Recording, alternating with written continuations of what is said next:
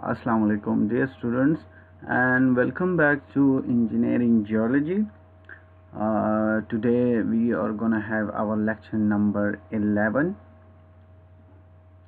So, guys, we are gonna talk about the glaciers today, and this is going to be the glacier section of erosion.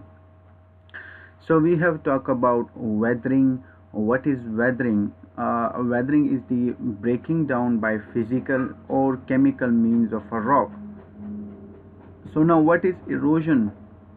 The transportation of broken down or weathered rock, right?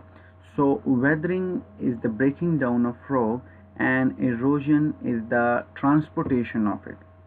So glacier in a sense are responsible for both. They break down the rock and they also transport it. So the definition of a glacier is pretty simple. It's a moving mass of snow and ice. And it's pretty crazy to think that we can have this huge piece of solid ice. Obviously it's just frozen water. There's no life to this glacier at all, but it moves and it moves on its own kind of. So we will look at different forces that cause motion glitches form at high elevation or possibly high latitude. So the high elevation means just like the way up in the mountains. So if you didn't know, here on in this next globe we have latitude and longitude lines. So when we say that high elevation or high latitudes, we means either as high up in the mountains or it up towards the north pole or down towards the south pole at the bottom. And the formation really is pretty simple. It's exactly what you would think it is.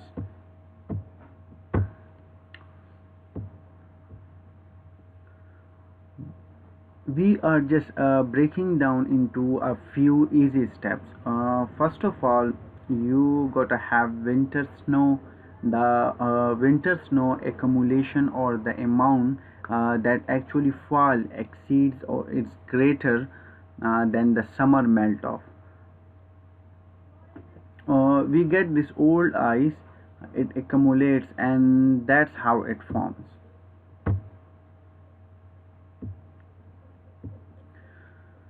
The second step is that the snow buried under the weight of the ice above compresses into ice, right? So snow over time is going to compress and it's going to get closer and closer together. Those little frozen bits of water and they turn into ice.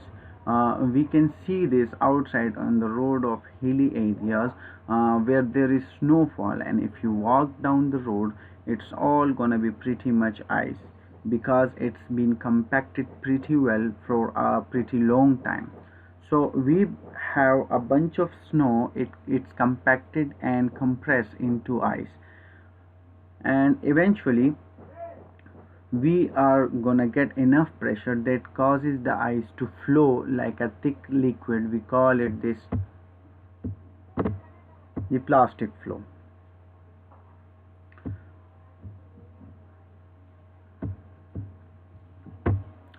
The fourth step is flowing out from the center of accumulation. Accumulation means just where everything gathers, right?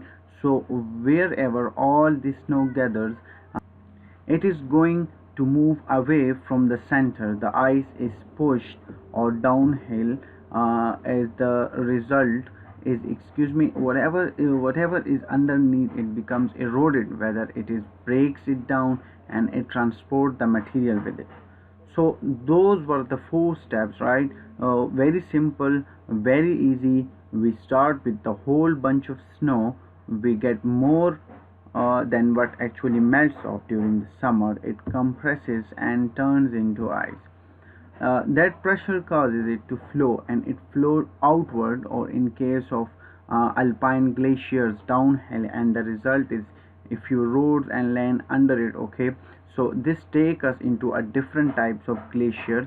We have alpine glaciers. That's the first type.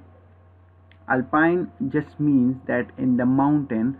So alpine glaciers, we could call it mountain glaciers. Same thing, they form in the mountain. An example would be the Alaska range. These are all different mountain ranges, and this is where we might find mountain glaciers. That makes sense, right? This is a typical looking mountain glacier. You notice it down here.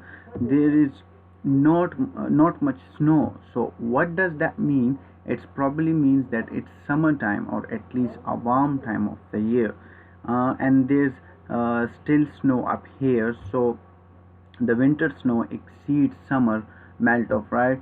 So this is kind of fun because we can look at these glaciers and we can describe the anatomy of these glaciers. So just like a human has different body parts. We might see that's a whole human, but the top part, that's the head of the person. The bottom part, all the way down at the bottom, they are standing on the ground with those are the feet, and then describe other features, right? So we do the same with the glacier.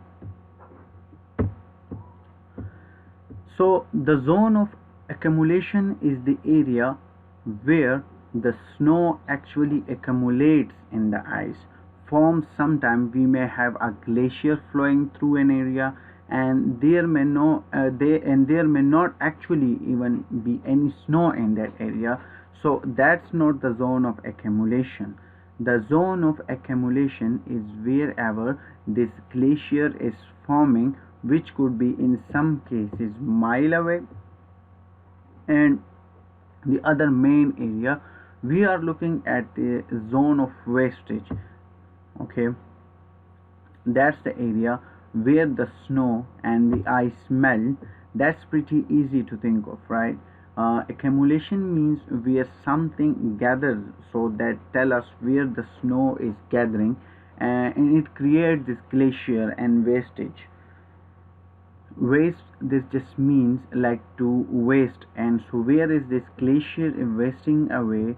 Where it is melting off in the zone of wastage, where it's warmer, usually at the bottom, where there is no snow accumulation. And who knows what other factors might also contribute to that, and maybe bumping into an ocean, or maybe bumping into a river, some water source that's going to cause it to melt even quicker.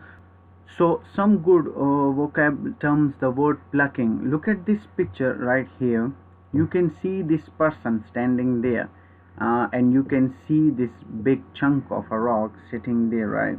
Do you think that person, man or woman, whoever they are, do you think that person just picked up that boulder and just moved it? What do you think might have actually caused that rock to move? That's a big rock. That's probably a couple thousands of pounds. It's plucking that's caused us to move, and plucking is the process of glaciers actually. Plucking up the rocks of the picking up of rocks out of the ground, almost like a little kid going around and plucking rocks off the ground, just small little pebbles. In this case, it's a huge glacier moving by, and it just kind of picks up these boulders. So this is one cause where it just slightly moves, but when we see most plucking take place, it would pick up that boulder and it just be gone. We wouldn't see it anymore. It might be miles and miles away. A crevasse, it's a deep crack in the surface of a glacier, and these are all three pictures where we can see really intense crevasses. Yeah, I mean these are all extremely dangerous situation. You wouldn't want to be hiking along here, and these are the people who are crazy or have some death wish, or maybe they just really know what they are doing.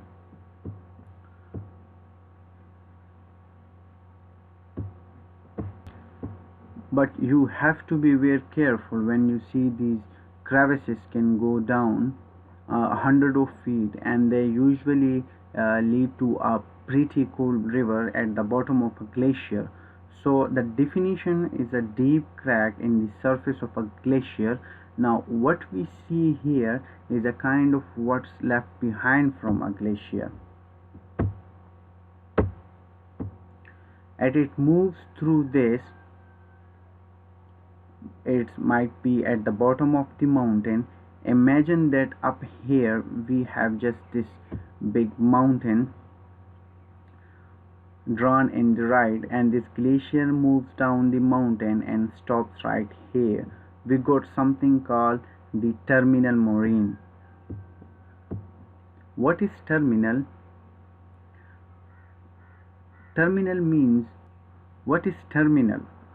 Okay, before we get into what the word moraine means, terminal, does anybody how terminal just means the end of something. So if you have been in a big city, there's different terminal for buses or terminal for trains, and that just means like where it stops, where someone might get off at, and in this case it means where the glaciers end. The terminal moraine is a debris that piles up at the front of glacier, or if that glacier melts off, it kinds of the end of that glacier, the furthest point that it moves to, and we would imagine that this is moving down this way. So yeah, that would be the definitely be the front of it. So we can sometimes pretty easily identify this by the curved rise surface close to the mountain, because again these are alpine glaciers we are looking at, and that's called the terminal moraine. So this one is kind of cool. In this picture you can see this big glacier that's moving down the mountain, and it's really crazy, these things that kind of get a life of their own, and it just curving around here, and we can see right at the front of it, it's a big build up, so that it would be the last book of term we looked at it called the terminal moraine, right? So if this were to melt off, we would have said this left behind, and it would be pretty easy to identify where this glacier was and where it moved and where it stopped. Now we have lateral moraines. Lateral mean to the side, right?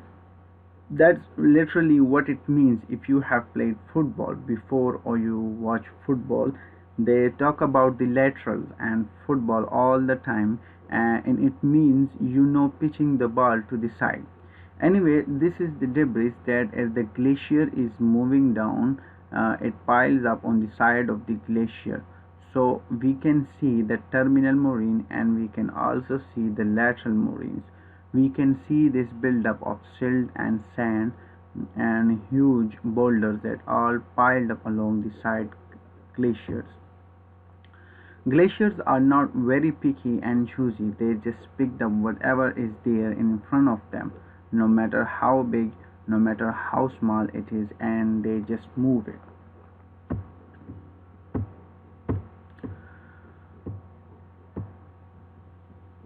And the last one is called medial moraine. So I have looked at the terminal, which means end, and moraine is just a debris, which have looked at lateral means to the side, and a lateral moraine, so it's a debris that's to the side. And lastly, we are looking at the medial moraine. And now this should be kind of obvious what medial means, but medial means like in the middle. So if we think about a road and a car driving down opposite direction, and we have a line in the middle, the yellow line, and that is the median, right? So that just means it's going to right down the middle. So the medial moraine is right down the middle debris that accumulates. So in this picture it's kind of hard or tough to tell, but we have two glaciers coming together. This one right here on the right is flowing down this way, and this one on the left is flowing down this way, and this one on the left is flowing down from the left all the way down to the bottom of the screen. And so you can so we have two of them converging, coming together, and since we have two of them pushing debris out of to the sides, creating lateral moraines, when they join one another they are going to end up forming this medial moraine, which runs right through the middle of the two. And again we think of this just like a street. We have different lanes of traffic, and right in the middle of a median that runs the two lanes. Okay, so those are all alpine glaciers. Those are all the terms that we use to refer to alpine glaciers. uh,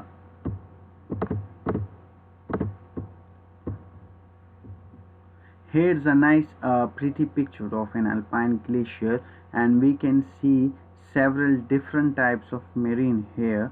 We can see, here's a nice median marine, median marine, sorry, from this one flowing in with this one, we can see terminal moraine right here, and lateral moraine. You can see many moraines going on here, and a few more vocab terms that we need to know. These are fun vocab terms because we can see these just an hour south of us. So if you have been down to the hilly areas or high up in the mountains, so start kind of brainstorming in your mind that I have seen these shapes. So before do these look familiar at all, because chances are if you have looked around much, or if you have hiked in the hilly areas, or you just seeing some photos, you have probably seen some of these shapes. Okay, so the first one is called cirque. The cirque is a bowl-shaped depression. Basically, it's on three sides that we have this bowl shape, right? Think of it like like a circus, or like a cirque. If you know that reference, circus, there's performers, and I think of this as being like a stage. Some people will call it an amphitheater type shape, or it's like these three sides where people are sitting in stadium seats, and then down at the bottom, at the front, we have this platform where someone might be performing. So that's a cirque. Forms when there's a bunch of snow that accumulates, and it just runs down the slopes, and obviously it has to go somewhere, and it curves out one side, and that's the fourth side, which is not built up, and it just kind of flow down in that direction.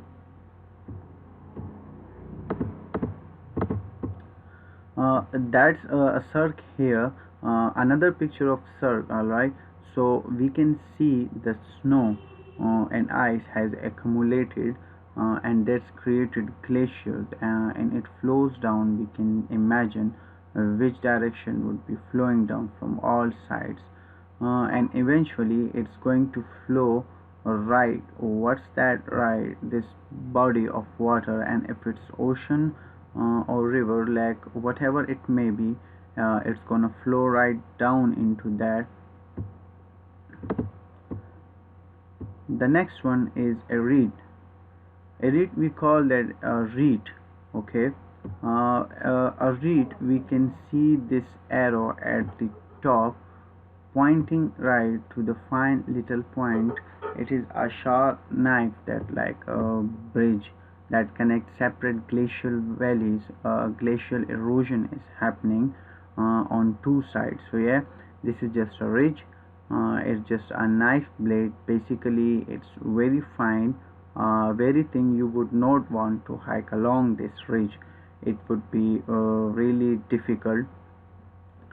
Really, you wouldn't want to be on this.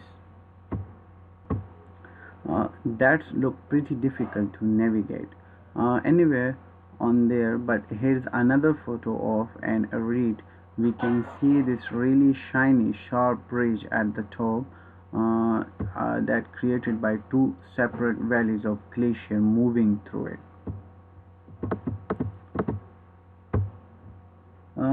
The next one is horn. I mean a horn. A horn is a sharp peak mountain curved on all sides by a glacier.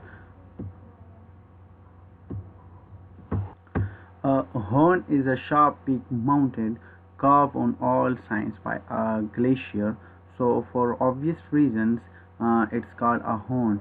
So, if we think about a horn on any animal like a rhinoceros, right? It's come to a point. It's a sharp peak and it has that same look as any horn would. And so, in order for it to get that shape, it has to be curved out on all sides, and at this high altitude it's only going to be glaciers that can do that. Lastly, I guess not lastly, but we have a few more terms that go along with alpine glaciers. After a horn, we have a U-shaped valley.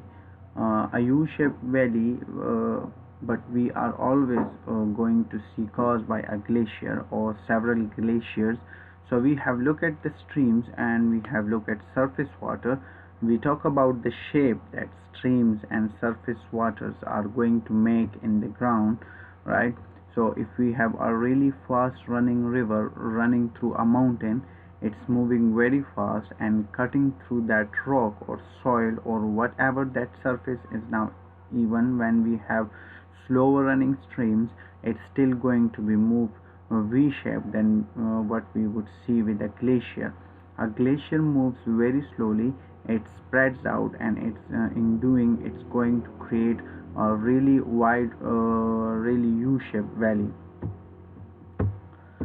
Hanging valley is really, it's kind of a tough one to illustrate, but I will do my best in this and I will try to explain it when I come back, so we can see that we have this U shape here, right? So you see where the rainfall is flowing down, we have this U shape, that is a valley, a U-shaped valley, and that was carved out by a glacier. Now, where that water falls down, the waterfall and it hits on the ground, that's the edge of another U shape, they carved by a glacier, and that was moving kind of perpendicular, like opposite direction, 90 degrees to where this last glacier that I was talking about up top was moving, and so we end up getting this valley that's up high, and it is hanging. So to speak over this other valley, and what usually happen is we see a waterfall, there's that pretty telltale sign that there's a hanging valley.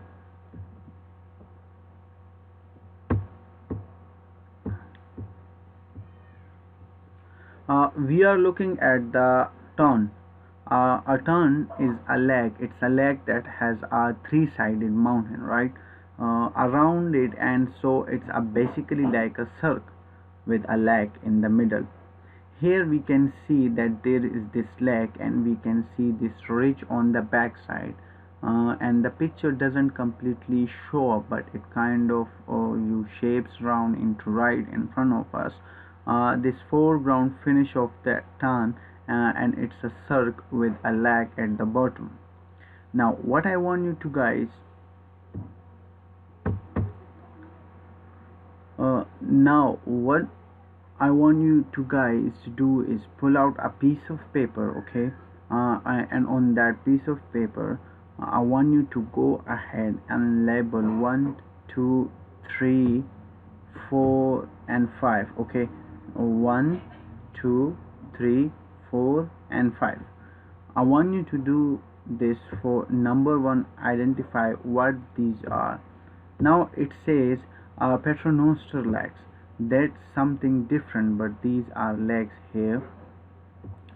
I'm working from left to right, okay? It's right here on the top. This red arrow is pointing to the tip of the mountain that is formed by glaciers. What is that vocab term? Write it down. Write it down. Number two. And number three is right here. It's pointing at this U shape, right? We have this U shape on three sides. It's eroded, and glaciers would be cutting out that action. There's right. It's kind of an, I don't know how to describe it real well without telling you exactly what it is. It's like a stage that somebody might be standing on with three sides of a stadium, going around. It's that number three. Number four, we can see a glacier that's moved down this little valley here, and on the other side another glacier that moves through it, and this red arrow is pointing straight down along this ridge here. And what is that ridge called? That number 4, the technical geological term for this ridge. And number 5, we have this U-shaped valley right here. We know that that has been curved by a glacier, and we have another U-shaped glacier valley down at the bottom here. Now usually what we see that this feature is a little waterfall that comes out at the bottom.